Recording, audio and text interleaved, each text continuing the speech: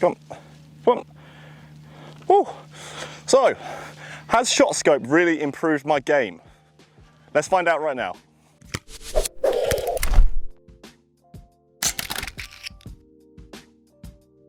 Right then guys, welcome back to the Golfmagic YouTube channel. Today you're joining me at Mannings Heath Golf and Wine Estate for what is our final episode of the ShotScope V3 GPS watch review.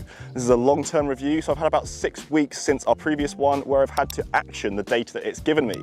So today's quite an exciting day, so we can see if this watch has really improved my game.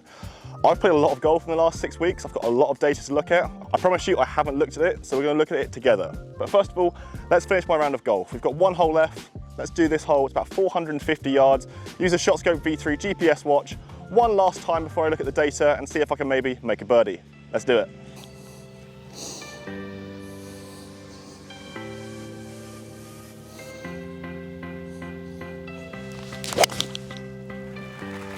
Nice shot.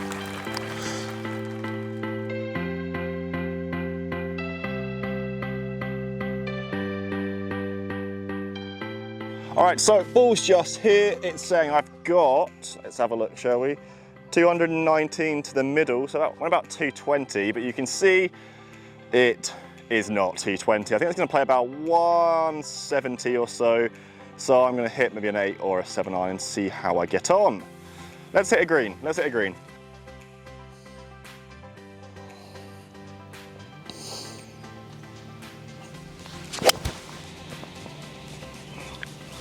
Oh, be good. Please. That's a shot. I thought I hit it literally to here, hence my rather presumptuous celebration, but it turns out, looking at the drone footage as well, it just rolled up to the front, but it's a great shot. I thought I absolutely nutted it. What a shame. Outside, very outside chance of birdie.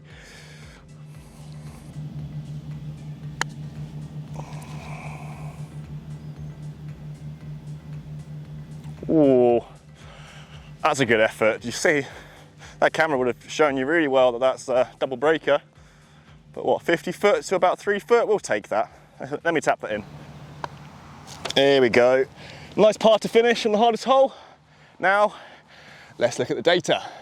Right guys, so that is it for the ShotScope review. And let's get into the analytics to see if it really improved my game. It's not a magic trick. Obviously, from the data I got before, I started practicing, I started really focusing on particularly putting to see if I can actually get better at golf in this short span of time and make myself a better golfer and also enjoy golf a little bit more.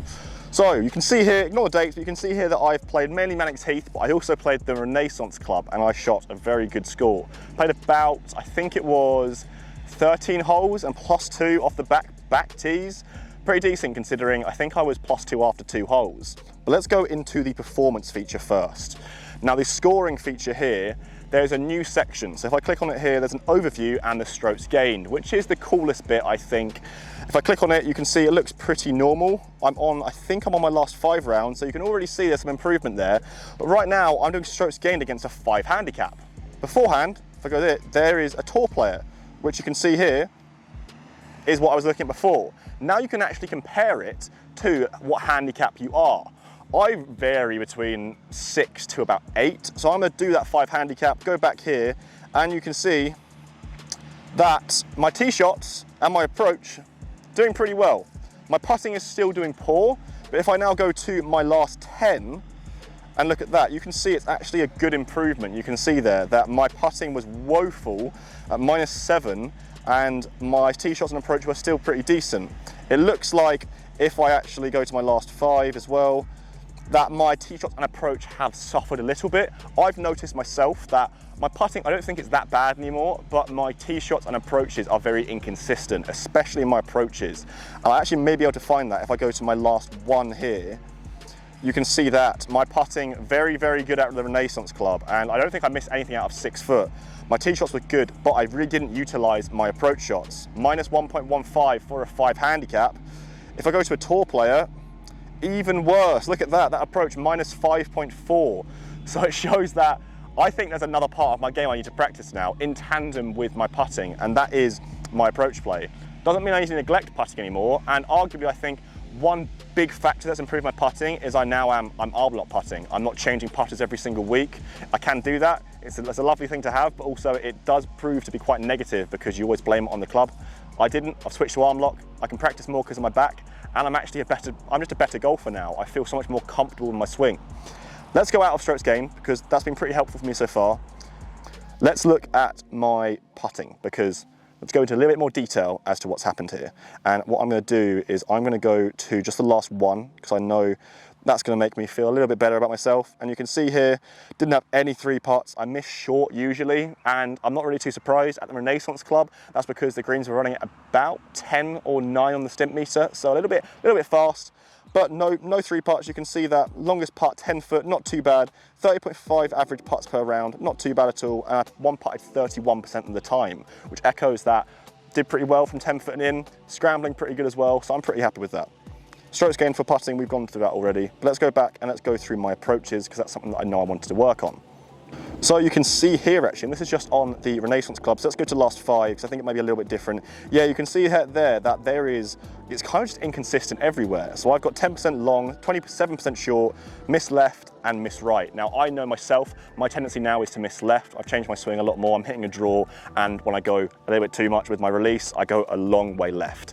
This needs to be fixed. I need to really work on my release and make sure I'm not going left because I'm sure you guys know, as amateur golfers, the miss left is arguably worse than missing right because it goes about 100 yards left. And I've had that with 9 irons and 8 irons, so it's not great.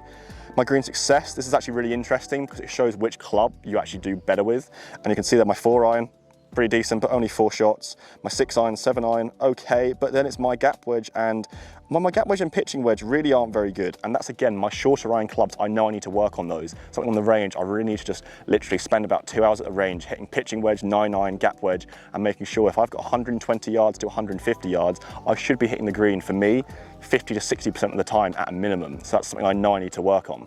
And finally, let's go on to my tee shots because this will be quite interesting as well. I noticed something with this about 2 or 3 weeks ago, and it's actually made me change some club selections. So if you go to just down here, the fairway percentage by club, I've noticed that I'm very good with finding the fairway with a 4 iron. As you can see there, 71% out of 7 shots. My hybrid, I was actually thinking that was my fairway finder, but 38%, it's not my fairway finder at all. So that's something that I then took that back. The driving hybrid goes about 240 to 250 yards. 4 iron goes about 220 to 210. I can sacrifice that bit of distance if it means I know I'm going to be in the fairway. So I've done that and it's worked very well. So you can really use this and change some parts of your game without actually just working on it, which is what I've done with the 4 iron. I used it a lot more at the Renaissance Club and it worked very, very well. And that brings me to my final opinion of ShotScope as a whole. Let's put the phone away, let's put the data away, and let's give some feedback, some constructive feedback, some positive feedback, because I find it very easy to talk about a product that I believe in. And ShotScope, I'm going to use this now going forwards because it just helps your game. There's literally no reason why I shouldn't use this. There's no reason why I shouldn't use the GPS and track feature because it aids you in getting better and arguably having more fun on the golf course. For me, it's become a little bit of a habit of, I finish a round of golf, even if I don't play very well, I finish my round of golf, I go home, I go on my laptop and I put the data in and make sure it's correct, and I look at it and I study it. It sounds like I'm a bit of a loser. Fair enough, but I know a lot of you guys watching this will probably think the same thing. You want to know exactly where you've went wrong. If you're shooting 95 on a bad day, you're going to think, where can I save shots? Because if you're 20 over par, that's 20 shots you can save. But where do you go? Where can you save those shots? That's why I think it can really help those golfers, including me, but actually the people who are a bit higher handicap, from about 15 to 30, because you guys are losing so many shots on the course and you probably have absolutely no idea where you're losing them. You can go home and think, oh, I 3-putted, I really need to work on that. And you look at it and you're like, oh, I didn't hit a single fairway. But you don't focus on that because you focus on the 3-foot putt that you missed on the 18th for a double bogey. Sorry. The product is so positive that at the price bracket of under £200, it is faultless and it's complete. It's a complete product, and I know it's going to improve more or less every single golfer who tries this product out. That's it from me, guys. As you can tell, I'm an absolutely massive fan of the ShotScope V3 GPS watch, but our videos don't end here because we're going to put this up against some other GPS watches to see which one's better. So stay tuned for that in the next couple of months. What do you guys think of the ShotScope V3 GPS watch? I know I've got a lot of comments over this series. I'm going to answer them right now, so stay tuned in the comments and ask me any questions you want about this. It's got unbelievable battery life, it's a fair price, and I can guarantee it will improve your game in about about 6 to 12 weeks if you give it some time. If you guys did enjoy this video, make sure you leave a like down below. And if you guys are new to the Golfmagic YouTube channel, make sure you hit the subscribe button as well to keep up to date with all our videos, all our golf GPS watches review, golf club reviews, challenges, you name it, we've got it to keep you guys entertained for all of 2021. ShotScope, well done for producing an unbelievable watch, and I will see all you guys at the next video.